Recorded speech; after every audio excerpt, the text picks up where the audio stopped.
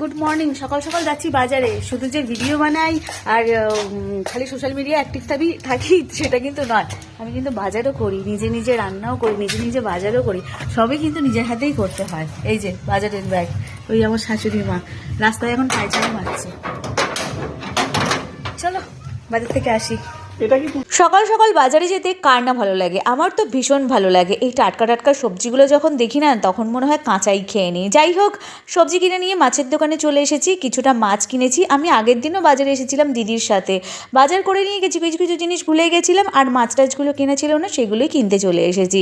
আমাদের বাড়িতে আজকে ছোটোখাটো একটা অনুষ্ঠান রয়েছে, সেই অনুষ্ঠানেরই কেনাকাটা চলছে। এখানে মালা ঘুমসে নিয়ে নিয়েছি। এবার আপনারা গেস করে বলুন যে আমাদের বাড়িতে কী অনুষ্ঠান হতে চলেছে। আর এখানে সবথেকে বিরক্তকর কাজ যেটা, সেটা দিবাকরকে দিয়ে দিয়েছি আলু বাছা। আমি একদম পছন্দ করি না। 10টা বেজে গেছে, বাজার করে চলে এসেছি। দিদি এদিকে আনাজপত্র কাটাকুটি শুরু করে দিয়েছে। আর এই যে বাজারঘাট করেছি, মিষ্টি ফিষ্টিও কিনে নিয়ে এসেছি। মাছটা হচ্ছে এই যে, ফোনটা আমার কাঁপছে কেন। লেবু 12টা লেবু 10 টাকা, 12টা লেবু 10 টাকা, 12টা লেবু 10 টাকা।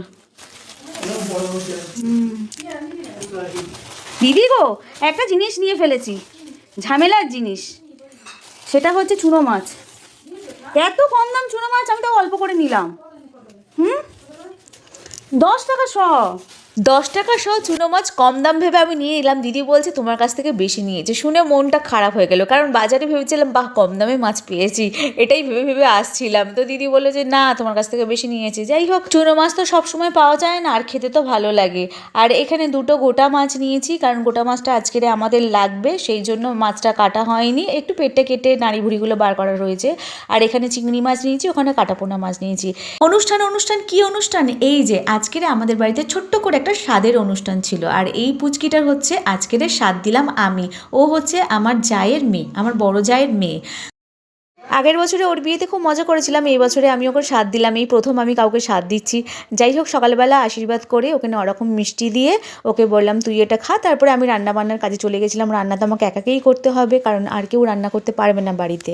কারণটা সবাই জানেন, মা দিদির কন্ডিশনটা। শুধু আমি একা সদবা রয়েছি বাড়িতে, আমাকেই রান্নাবান্না করতে হবে। এখানে সিম্পলের মধ্যে রান্না করেছি, ভেজ ডাল করেছি, শাক ভাজা করেছি, গোটা মাছ ভাজা করতে হয়, গোটা মাছ ভাজা করেছি, 5 রকম ভাজাভুজি করেছি, বেগুন ভাজা, পটল ভাজা, আর ওটা কি বলে কলা ভাজা, আলু ভাজা পোস্ত দিয়ে, কাটাপোনা মাছের ঝাল করেছি, চিংড়ি মাছের মালাইকারি করেছি, এদিকে নলেন গুড়ের পায়েস করেছি, চাটনি করেছি, আর এদিকে ভাত হচ্ছে। গ্যাসটা একটু ইগনোর করবেন, কারণ এই যে রান্না করছি, রান্না করতে করতে এই শটটা নিলাম। আর এইদিকে দেখুন, পায়েসটার দিকে তাকান। আমার শাশুড়িমা ছুটে ছুটে এসছে এই পায়েসটা দেখবে বলে, কারণ উনি জানতে চাইছিল পায়েসটা ফেটেছে কি ফাটেনি। পায়েস না ফাটলে ছেলে, ফাটলে মেয়ে, এরকম একটা কথিত কথা রয়েছে।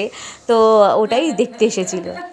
বাবা, সেই একই রকম রয়ে গেলি, এইটু এইটু এইটু এইটু করে খাই, এইটু এইটু ইঁদুরের মতন খাওয়া। ওর আবার বাচ্চা হবে, ভাবা যায়? হ্যাঁ, নিজে বাচ্চা আবার বাচ্চা হবে। খা আস্তে আস্তে খা।